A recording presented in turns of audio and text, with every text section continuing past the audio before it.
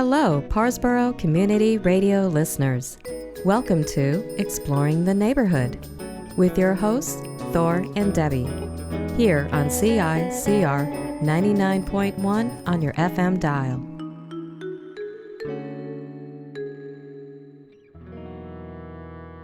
We'd like to thank Kanza as the sponsor for our show. For those of you who are not aware, Kanza is Cumberland County's only Careers Nova Scotia Centre and a vital participant in this area's road to prosperity. This year, Kanza is celebrating 15 years of serving the area and providing valuable employment and educational opportunities. Our goal for Exploring the Neighborhood is to take you on a series of half-hour adventures that include road trips, candid interviews, and commentaries. We'll focus on the area's homegrown businesses, unique landmarks, and emerging talent. We're hoping to shine a well-deserved light on the local endeavors that promote eco-friendliness and self-sufficiency.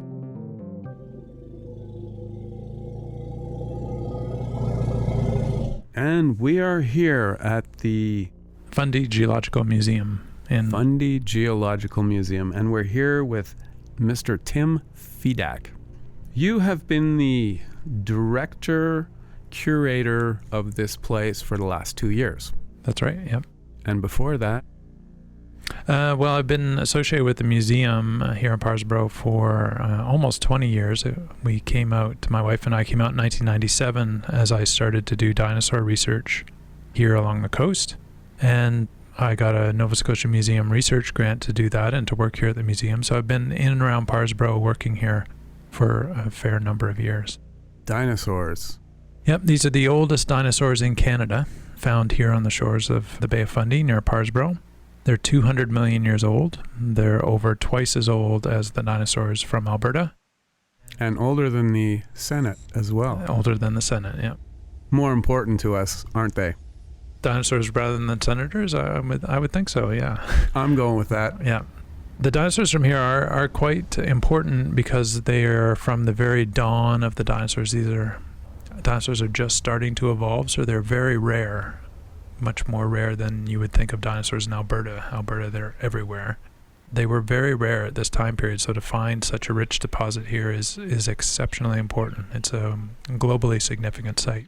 Is this a World Heritage Site the way Joggins is? No, the Fundy Geological Museum is a community-run Nova Scotia museum site, and Joggins is a UNESCO World Heritage Site.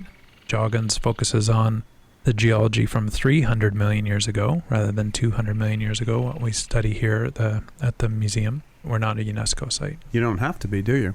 No, we don't have to be. I just paused a little bit because there is some initial talk and work being done by the Society to explore the establishment of a global geopark for this shore, which would maybe center on the museum. It's different than a UNESCO World Heritage Site, which is very restrictive of what you can do. A global geopark is basically just a tourism promotion feature that links together multiple sites under a common theme.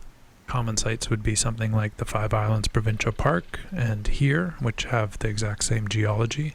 The global geopark idea is just starting to be developed by some folks here in the area. Okay, that's interesting. Why don't you give us a quick description of this area? We were lucky enough to have a real quick tour of the museum, and you were telling us about the evolving of plant life, the movement from amphibians to reptiles, and the gradual sinking of the Bay of Fundy, along with many volcanic activities that helped to cause the extinction. Yeah. Right now, Parrsboro shore is a very calm, beautiful place to see the water lapping up on the shoreline, but 200 million years ago it would have been a very dramatically different place. The earth would have been trembling with ferocious earthquakes as a supercontinent called Pangaea. All of the continents were together in a supercontinent called Pangaea. That started to rip apart 200 million years ago. So massive, massive earthquakes as this continent rips apart, and the Bay of Fundy is a structure that we know today because it was a lowland valley that kept sinking as that Pangaea ripped apart.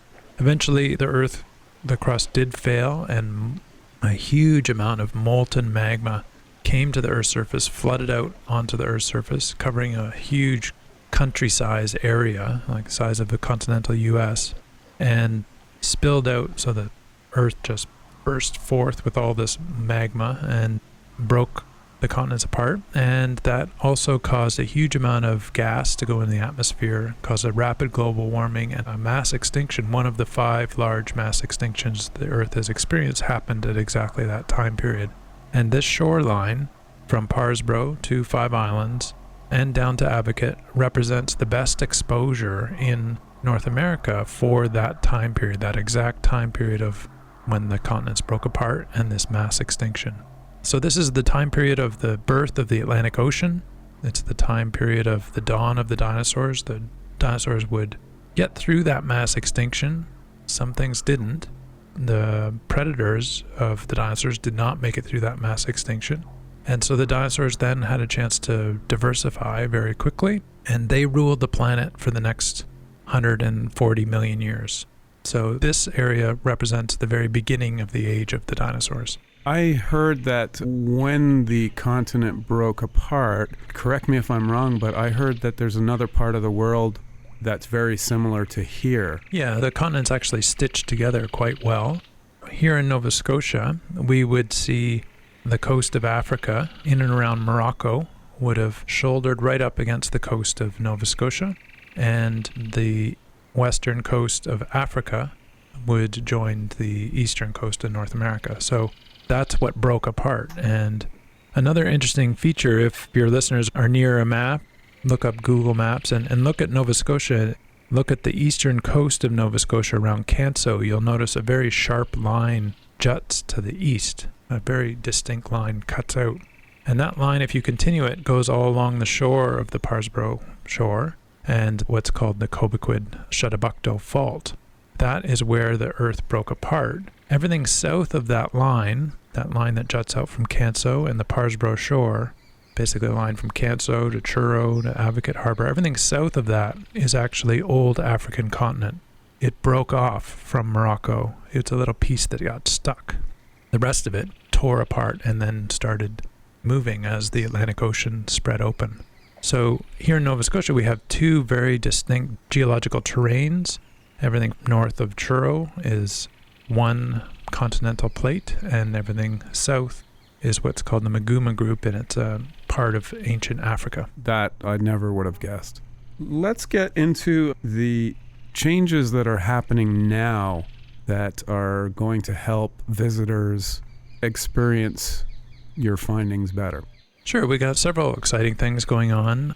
We are closed to the public for January and the rest of this month, February, while we're doing some changes in the gallery. So we're improving some of the displays. We're resurfacing some of the simulated cliff in the gallery, and also making some improvements to the windows into the research lab so that there'll be a little more interactivity there. We're really focusing on the ability for people who visit the museum to see what is going on in the fossil research lab, to talk to the researchers, to talk to the volunteers, perhaps even volunteer themselves if they had an interest in sitting under a microscope and working under a microscope for hours on end, picking sand grains off of ancient bones. It's not a very active volunteer thing. It's quite time consuming. But we're trying to really highlight that aspect of people being able to engage in the research. We're also doing some more field work this year, and we'll have opportunities for people to volunteer on that or to join a regular tour. So we'll have museum guided tours down to the fossil research site while we're down there. That'll be in June and another one in September. Is that to Wasson Bluff, I believe it's called? Yeah, that's where we're focusing our research, continuing to focus our research this year, is at Wasson Bluff, which is at 2 Islands, which is just about 10 kilometers down the road. That's the site where we've been doing research for quite a number of years. The last dig we did was in 2013, and that was actually filmed as part of a History Channel documentary called Dino Hunt Canada. So there was a film crew involved in while we were doing that, and that video is now online. It was on History Channel for a year, but now it's on YouTube, and if you visit our website, you'll be able to watch it from there. So that's 45 minutes of seeing a dig and the work that is going on there.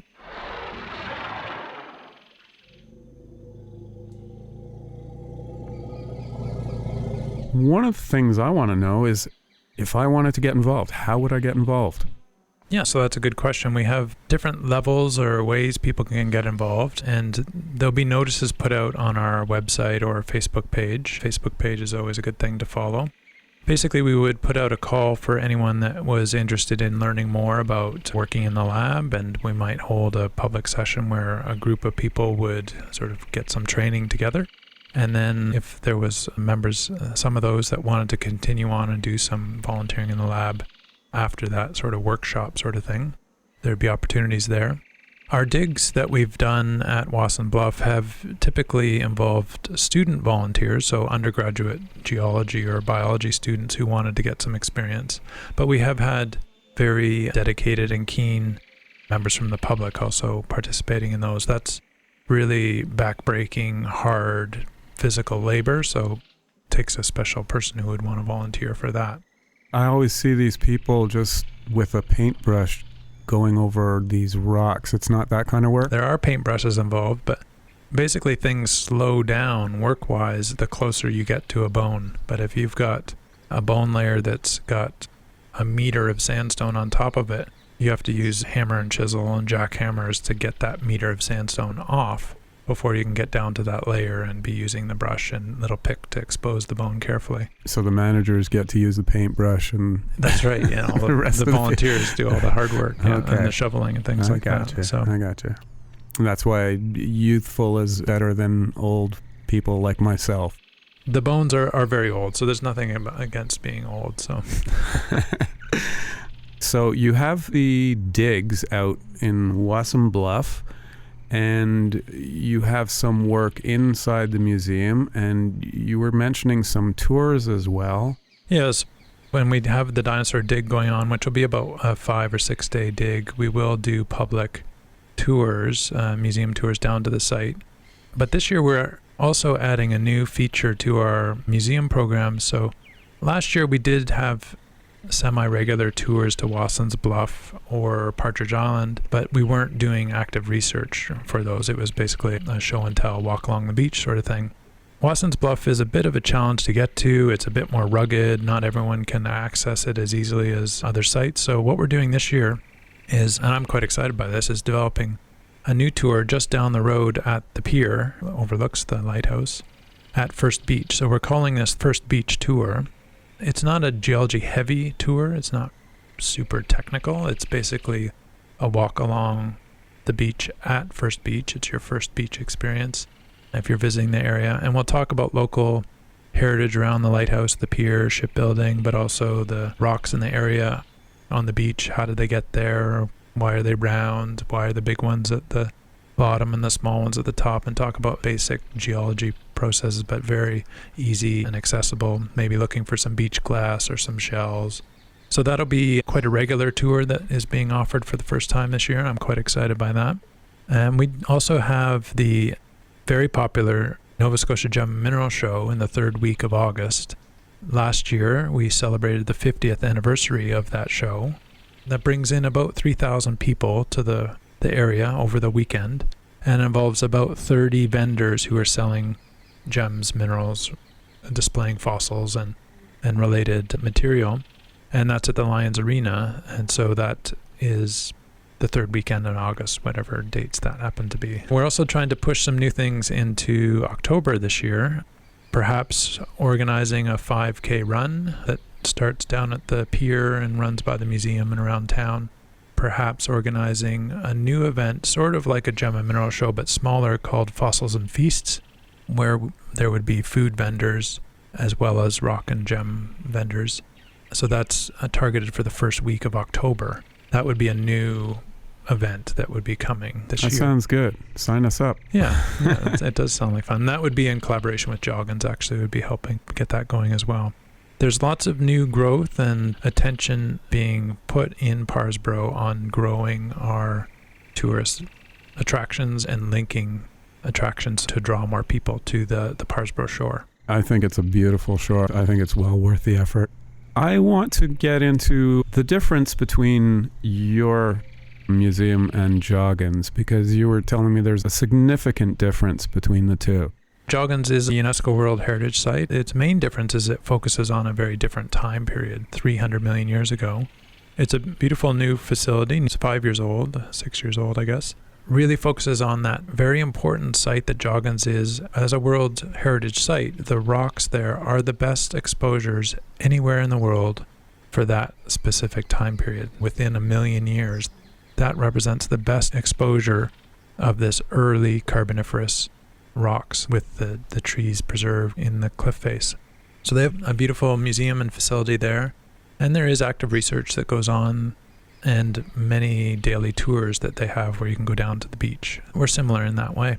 Debbie and myself, we love going down to the beach, and we're always amazed at how easy it is to see things. It's not hidden. You don't have to dig it up. Oh, it's right. there on the beach, huge rocks, and you can see the fossils right in it. You can see the plants. You can see the small insect-type creatures that have made their paths all over the place. It's wonderful because it's available for anyone. You don't even need the guided tour. That's right. I would like to mention this, I guess, is that we're very fortunate to have a coastline, to have an eroding coastline. For geology and paleontology, it is good anyway. Especially newcomers to the area or tourists, it's really important that we highlight for people that they understand that this is an actively eroding cliff. So I like the fact that you enjoy exploring the beach and you see things in these large rocks at the base of the cliff. But remember, those large rocks came from up above and they came from there fairly recently. And all it takes is a rock the size of a golf ball. You're in serious trouble. Last fall, we had the Long Island Arch collapse in 5 Islands. That actually made national news, and we got a lot of attention for that. It was extremely dramatic and rapid, massive event, and thankfully no one was hurt with that. We want to really give attention to the fact that we are very fortunate to live on this beautiful coastline, but it does have a danger. Stay away from those large piles of rocks at the base of a cliff because they are coming down fast. The Bay of Fundy will erode these rocks very quickly, so... We did have a chance to see that, we call it now 4.5 Islands. Right, yeah, exactly, yeah. We were there just a few days before it collapsed, and we were lucky enough to see it and quite surprised when we were told that it had collapsed. It was solid when we saw it. It looked solid anyway. And we had a public meeting, actually, 2 weeks after that, invited folks from 5 Islands and the shore to come together and sort of remember the Long Island Arch, and we were actually trying to answer questions like, when did it form? When did that hole first form? We had just a great outpouring of people. There was about 65 people showed up for that event from all down shore. Many of them have never been to the museum before. People brought in early 1900s photos of young kids in dresses on a dirt road, which was the highway, and you could see Long Island in the background. Just some really great historical stuff. And it was really interesting to hear stories about how people were watching the landscape change. The last big fall down in 5 Islands was Pinnacle Island. It also had an arch. The arch fell, and so then there was 2 pinnacles. And I was speaking to someone who was drinking their morning coffee, gazing out over the water early in the morning, nice summer afternoon, and looking at the 2 pinnacles. And as he was looking at them, one pinnacle just slowly tipped over and fell. So people that live on the shore are aware that it's actively changing and that it's changing right in front of your eyes sometimes. The tides are also another danger that we want to make sure our tourist visitors are well aware of.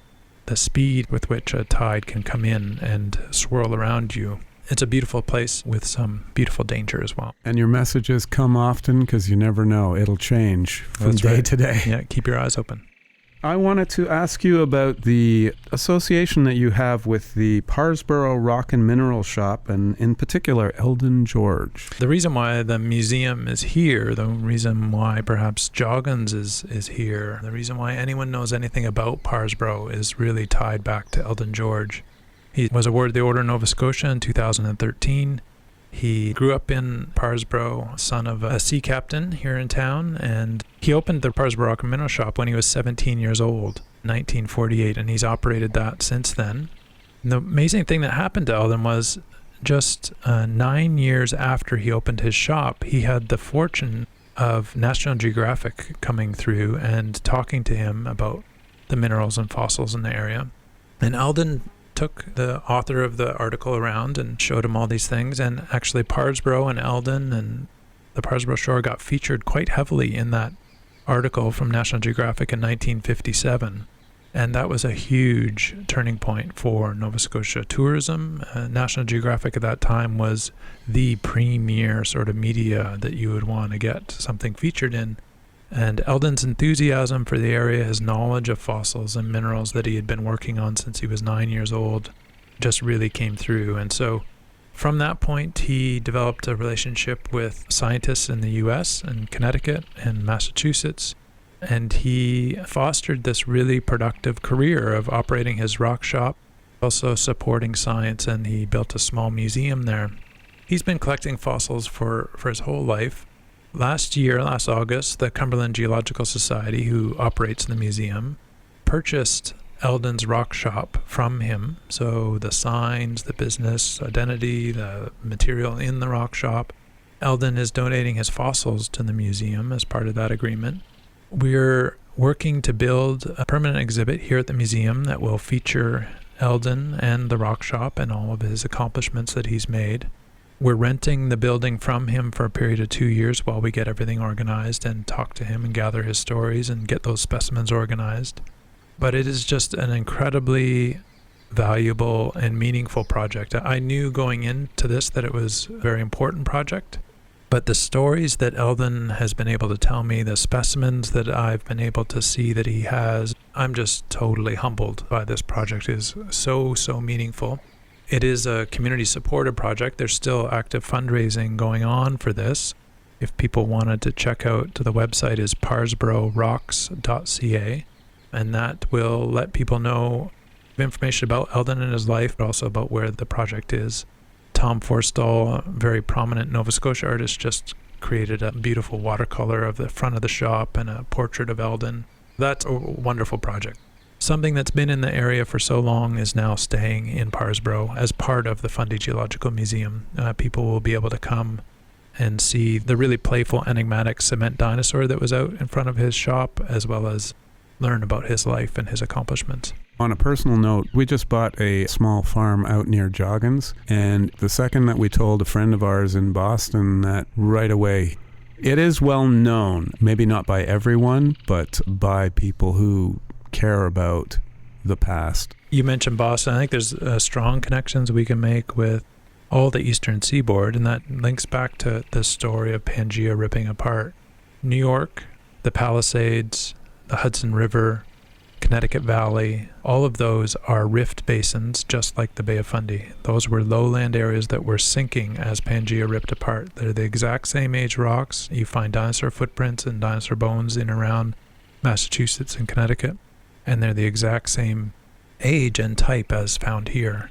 So when Eldon was doing his work, he was traveling actually down. Those are the scientists he met at Princeton University and Harvard and Yale. Those are all the same structures down there, and those areas of the U.S. definitely know this shore for its geological history. I want to know how you're going to get, or how you do get people to come visit you. I mean, how do people find you? It's a great question. So Eldon has been doing work here for a long time, and the museum has been open for 20 years. We have typically see on average around 23,000 people a year. But I think that is still new. We have been here for 20 years, but it takes a while for people's awareness to realize that there are dinosaurs here, and they're the oldest dinosaurs in Canada. It takes a while for that message to permeate and to sort of sink in across the country and around North America. The museum, I think, is starting to build that awareness. The History Channel documentary, that's really important. That awareness is spreading. In terms of promotion, we do focus on advertising and tourism-related material, and we actually are giving more attention to tourism partnerships this year, trying to build awareness of the Parrsboro Shore as a destination. Promotion for us tends to be at tourism events, or Doers and Dreamers Guide, or the Fundy Regional Guide is a really important one for us. And this year we're starting to include in that advertising images of active dig and of Eldon and his shop, actually. So trying to bring all of those images together in our promotions. I guess the biggest change that I would want to mention in the past couple of years is really our increased focus on social media. So when I started in 2014 in July, I think we had 750 likes on our Facebook page, and we're now up to 3,400. Still lots of room to go, but it's a nice, that's a hugely powerful tool. And we're giving quite a bit of attention to boosting or promoting posts within Facebook and targeting those to the US markets that we're trying to attract. Facebook is quite sophisticated, and I could have a post that shows a dig going on, and I could boost it for $20, say, and promote it to only people that live in Boston and New York, or a 50-kilometer radius around there, who have an interest in hiking.